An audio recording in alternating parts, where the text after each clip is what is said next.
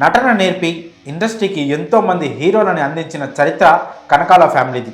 ఇప్పుడు ఆ కుటుంబం నుండి రోషన్ కనకాల హీరోగా ఎంట్రీ ఇచ్చిన చిత్రం బబుల్ గమ్. కొడుకుని హీరోగా సెటిల్ చేయాలన్న సుమ, రాజీవ్ కనకాల ఆశలు ఫలించాయా? బబుల్ గమ్ మూవీ ఫలితం ఎలా ఉంది?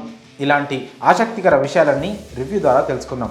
ముందుగా కథ విషయానికి వస్తే, ఆది డీజే అవ్వాలని ప్రయత్నాలు చేస్తుండే ఓ పక్కా హైదరాబాదీ మధ్యతరగతి కుర్రాడు.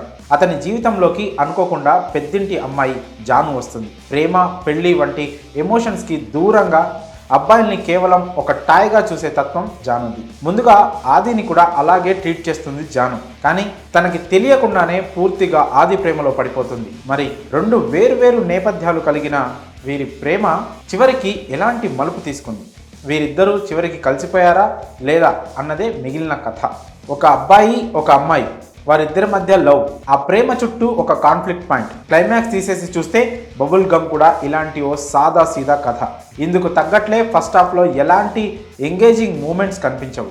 అతి సాధారణంగా సాగిపోయే ఫ్రెండ్స్ కామెడీ ట్రాక్, లస్ట్ తప్ప ఎలాంటి ఎమోషన్ లేకుండా సాగిపోయే లవ్ ట్రాక్, అక్కడక్కడ హద్దులు మీరి వినిపించే అనవసరపు బూతు డైలాగ్స్, ఇవన్నీ ఆడియన్స్ సహనాన్ని పరీక్షిస్తాయి. కాకుంటే ఒక కొత్త రకమైన ట్రీట్మెంట్తో సడన్గా వచ్చి పడే ఇంటర్వెల్ బ్యాంగ్ ఆకట్టుకుంటుంది. ఫస్ట్ హాఫ్లో గ్లామర్ డాల్గా ఉన్న హీరోయిన్ క్యారెక్టర్ సెకండ్ హాఫ్కి బూస్టప్ ఇవ్వడంలో సూపర్ సక్సెస్ అయింది. ఒకానొక దశలో కథ భారం మొత్తం జాను క్యారెక్టర్పై పడి కథని డ్రైవ్ చేయడం విశేషం.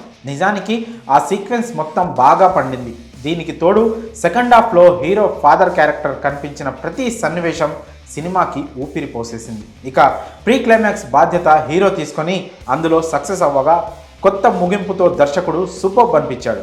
దర్శకుడు ఎందుకు ఈ చిత్రానికి బబుల్ గమ్ అని పేరు పెట్టాడో తెలియదు, కానీ టైటిల్కి తగ్గట్టే ఫస్ట్ హాఫ్ అంతా సాగదీసి వదిలేశాడు.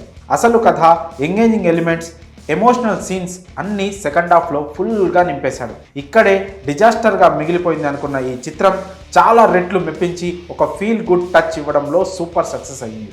అయితే ఇలాంటి కొత్త నటీనటులతో ఇంత సున్నితమైన భావోద్వేగాలతో కూడిన చిత్రాన్ని తెరకెక్కించాలని సాహసించడం ఓ రకంగా రిస్క్ అని చెప్పవచ్చు.